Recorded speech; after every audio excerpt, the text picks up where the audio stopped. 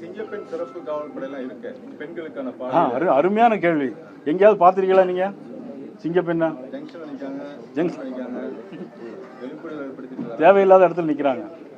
அங்கே நாங்கள் ஆஸ்பத்திரியில் இருந்தோம், ஸ்டான்லி மருத்துவமனையில் 12 மணிக்கு போயிட்டு 4 மணி வரை இருந்தோம். அந்த கற்பழிப்பு நடந்து கொலை நடந்து பிறகாத அந்த இடத்துல வந்து என்ன நடந்ததுன்னு விசாரிக்கல சிங்கப்பெண். இன்னொன்று தெரியுமா, சிவகங்கையில் சிங்கப்பெண்ணுக்கே காவல் பட வேண்டிய சூழ்நிலை ஆகிப்போச்சு. 3 காவல்துறை அதிகாரிகள் வந்து அந்த சிங்கப்பெண்ணை கற்பழிக்க போயிட்டாங்க. பத்திரிகையில் வந்திருக்கு, செய்தி பார்த்தோம். தமிழ் மாநில காங்கிரஸ் கூட்டணியில இருந்து விலகி இருக்குது. 5 தொகுதிக்கு இடைத்தேர்தல் வருது. பாஜகவோட ஸ்ட்ராட்டஜி எதுவும் மாறுதா சார்?